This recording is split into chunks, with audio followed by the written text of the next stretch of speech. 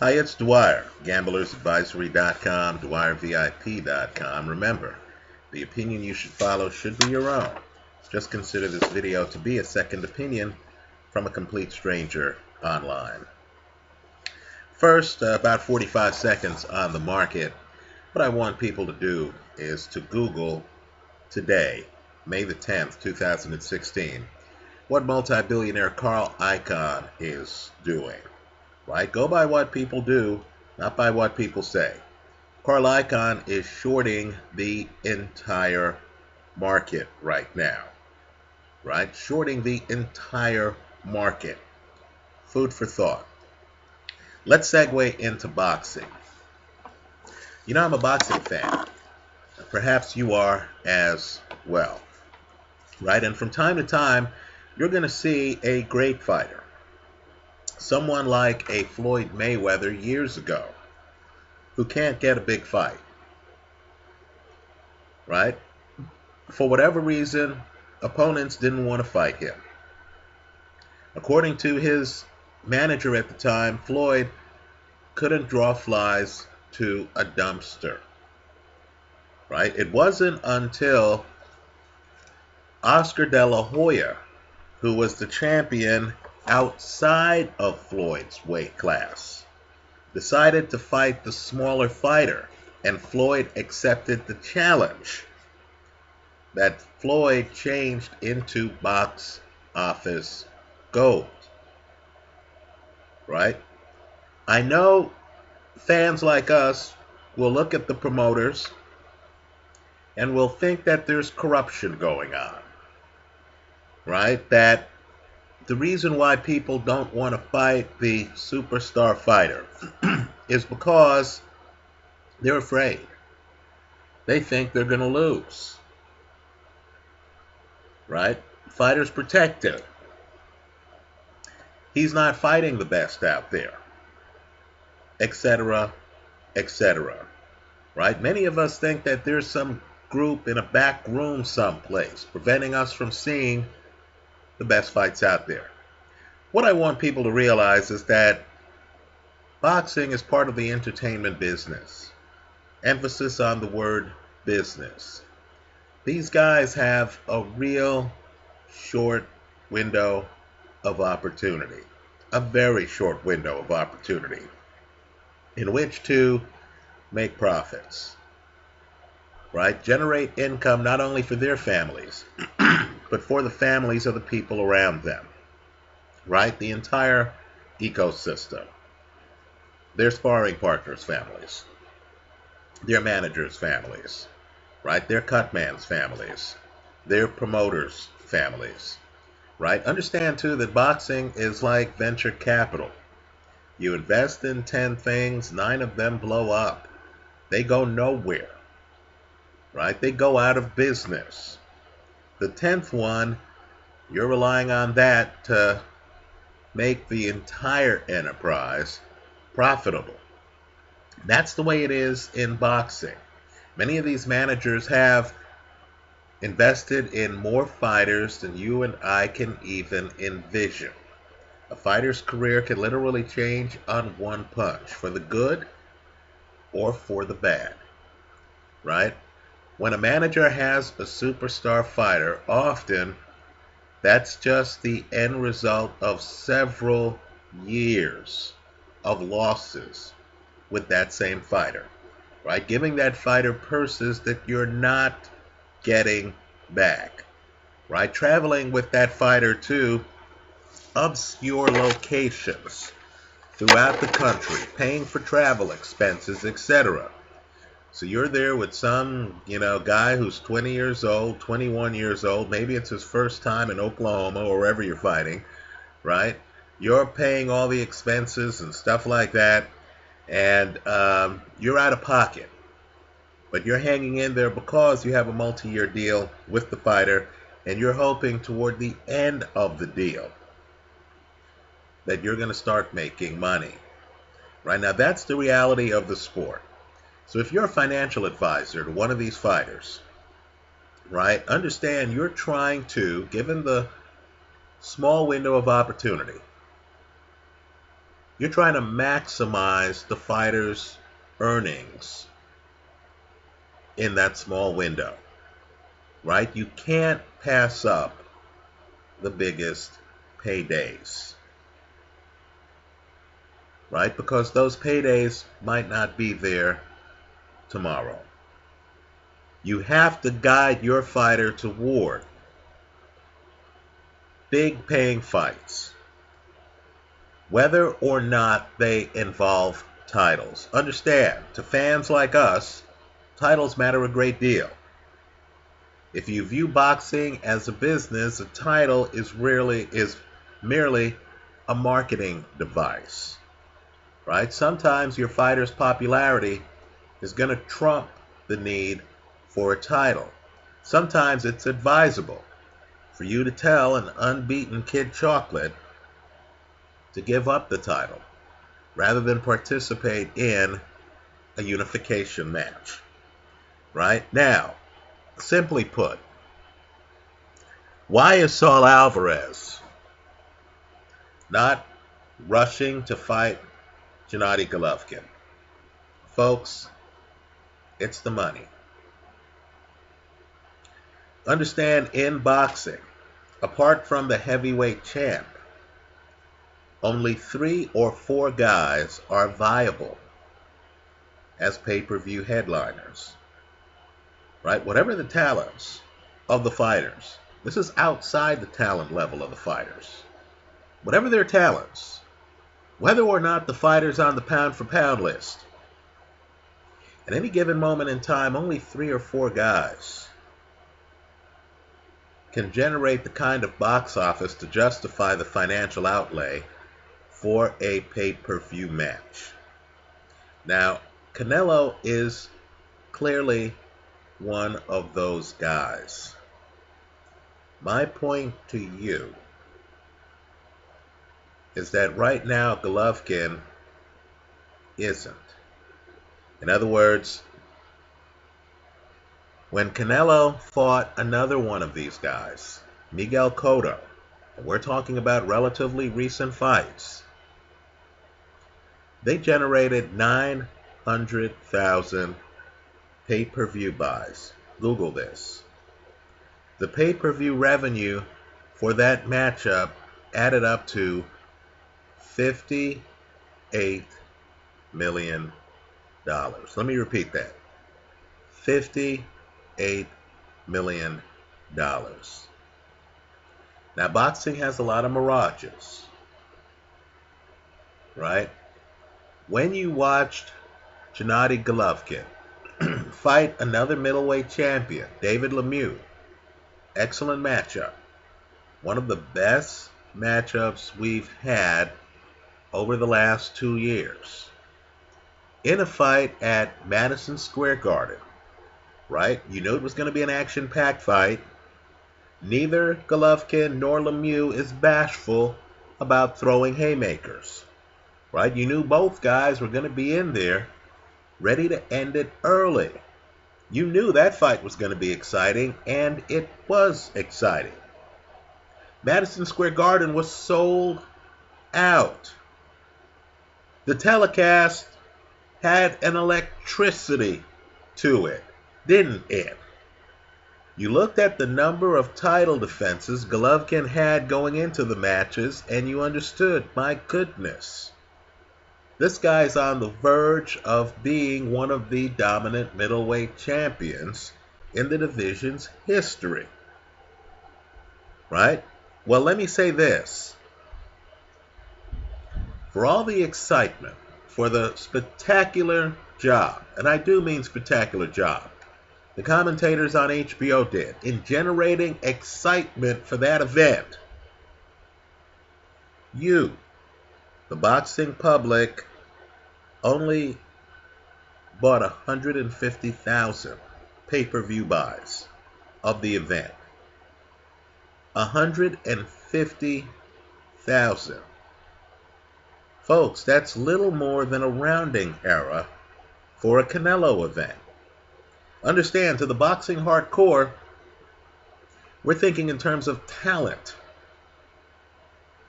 right? So you look at Golovkin, you look at Canelo, you say, wow, these guys are elite talents. I want to see them fight. But if you're a businessman, if you're advising Canelo on who to fight, you're seeing a gap of 750,000 pay-per-view buys between Canelo and Golovkin, right? Let's get behind the curtain a little bit. Because in talking to folks, I have kind of reached a conclusion that if you're a boxing manager, you're in a almost impossible position, aren't you? Let's pretend we're representing Golovkin, and he's in talks with Saul Alvarez. Right now, from Golovkin's perspective, as you could imagine, he's an unbeaten middleweight champion who has sold out Madison Square Garden. Right? If you're the manager, how do you convince him to take less money to fight Canelo, who might not be the fighter Golovkin is, but who has much more box office appeal than Golovkin? Right? Golovkin has a great fight style. No question about it. But understand, he doesn't have anything remotely resembling or approaching Canelo's history of box office. Right? Between the two men, quite frankly, it's Canelo who is the kingmaker, isn't it? Isn't Golovkin in the same position Floyd Mayweather was in before he fought Oscar De La Hoya? Right? Now let's think about the risk. Let's think about the problems. Golovkin is Canelo's mandatory. Canelo's been fighting at 155 pounds. Right? Does Canelo need the middleweight title to make money? Right? If Canelo fights Cotto, and keep in mind, Cotto is a guy who's given up titles in the past. Right? If he fights Cotto, let's think about the money involved in backing the fight. Corporate America, or let's say the corporate world globally. I'm just telling you that the way businesses think, they're going to look at the numbers from the first fight. They're going to see that $58 million in pay-per-view revenue. And they're going to line up to support that rematch.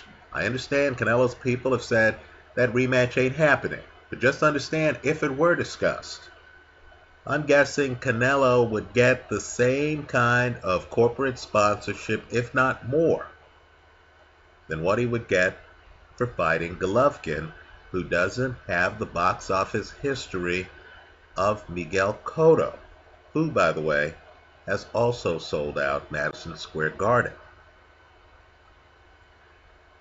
Right? Let's say, too, that Canelo's people know Golovkin's dangerous. After all, didn't Canelo travel to Big Bear and spar with Golovkin? Google that. Right? So Canelo has been in the ring with Golovkin. He knows what that's like. Let's say he senses that that's dangerous. Right? Don't you need to compensate him for the risk if you're going to make that fight happen? Let's go further. Right? Just talking about Canelo's options. Canelo, huge box office right now. Huge. Has only lost to one man, Floyd Mayweather, who's hinting about a comeback. Now understand how brutal the sport of boxing is. Manny Pacquiao, who Floyd beat in history's most lucrative fight 2 fights ago, right, then fought Timothy Bradley and got punished. Right? Not in the ring.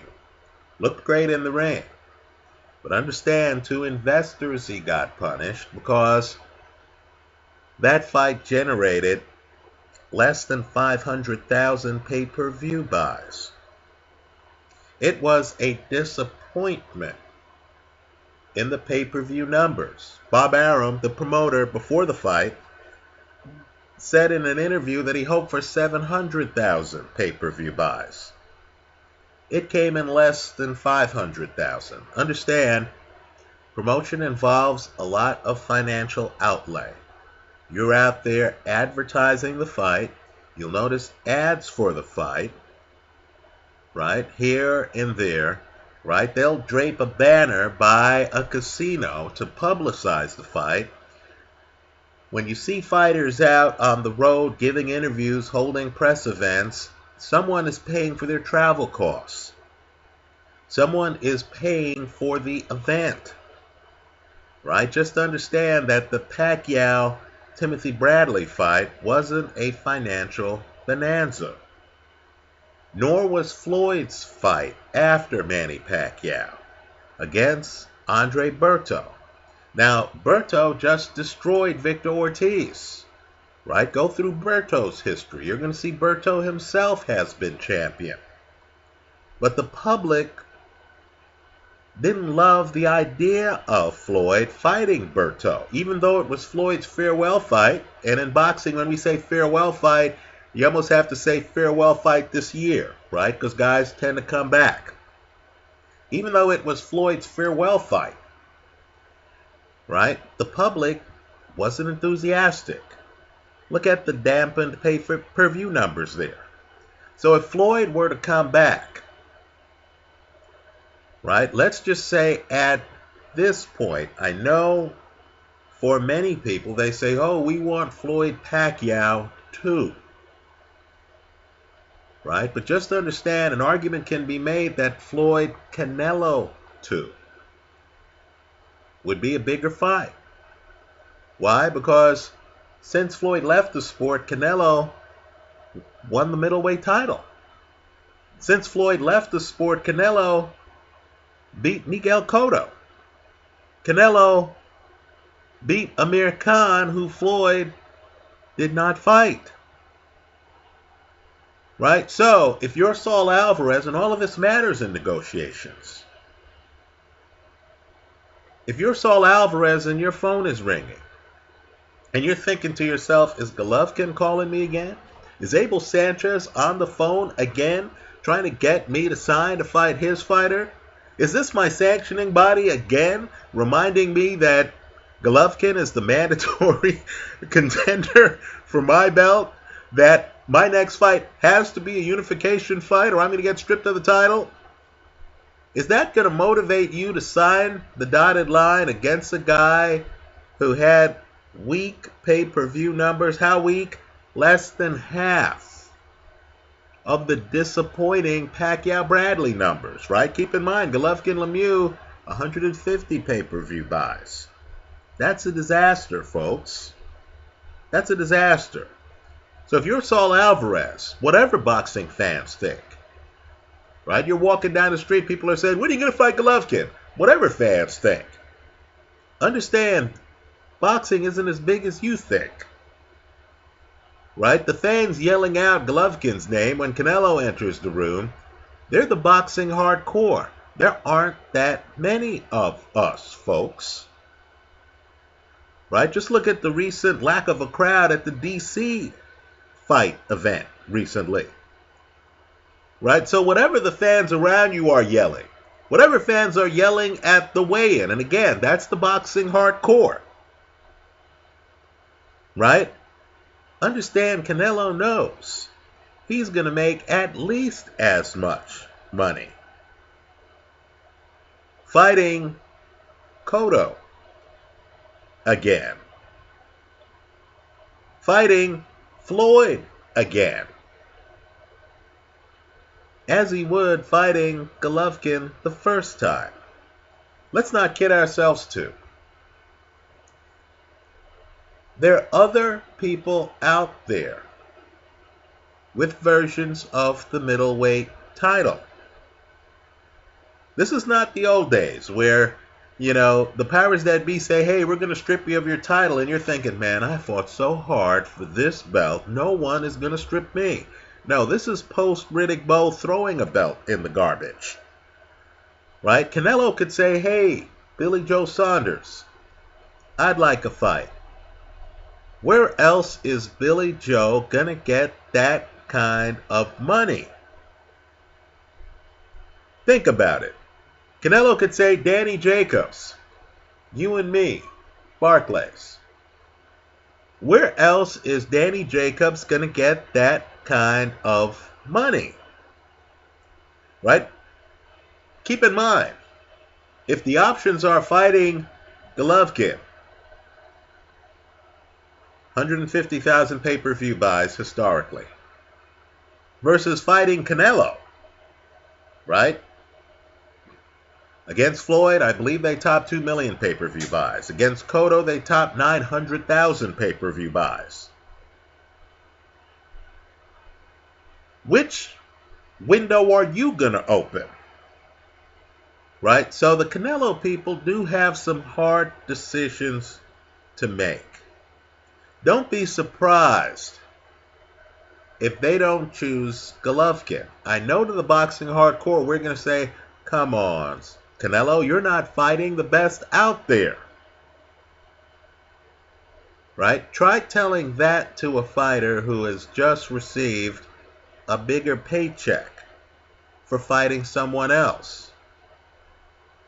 Try telling that to Canelo's kids, to his family, to the family of the people around him, to the people who've invested in him, after they have received more money for fighting someone else. Understand, whatever they've done in the ring, if the Golovkin people sit down with the Canelo people, it's the Golovkin people who are going to have to make significant concessions. Because as good a fighter as he is, Golovkin simply doesn't have the box office history of Saul Alvarez, and Saul Alvarez has many other options, in my opinion, including other fights for the middleweight title against other middleweight champions. Right? So, while it's a sport we love, while you and I like to fixate on titles and like to fixate on the quality of the opposition, right? While we want the best fighting the best, while those are the fights we remember, right? Ali, Frazier, right? Marvin Hagler, Ray Leonard, right? Mike Tyson, unbeaten heavyweight champion against Michael Spinks, unbeaten heavyweight champion, right? Olympic gold medalist, right? While these are the fights that, have us say, yes, that's what I want to see. Just understand that boxing has a business side. There are a bunch of people into boxing who are heard from on the night of the fight with their pay-per-view buys. These aren't necessarily the people showing up and screaming at a weigh-in. This is a different group. And understand that group, they're in love with Canelo. I've been to barbecues where I'm out and I've looked around and I say, hey, this looks like a fight crowd to me. And I've tried to talk to people. And I say, hey, man, what are your thoughts on Gennady Golovkin? And the guy will look at me, blank look. He'll say, who's he? What weight class is he? Right? And so I'll say, okay. Sometimes I'll say, hey, what are your thoughts on Saul Alvarez? And the person will be a little bit puzzled. Then I'll say Canelo. And they'll say, oh, yeah, Canelo. Canelo. They know Canelo. They don't know Golovkin. That's why that fight might not happen for some time. That's how I see it. Let me hear from you. If you feel I have misrepresented pay-per-view numbers, if you feel that we as boxing fans should force fighters to make financial decisions not in their best interests, right? If you feel that, the whole system is corrupt, then I hope you leave those comments in the comment section to this video. Thanks for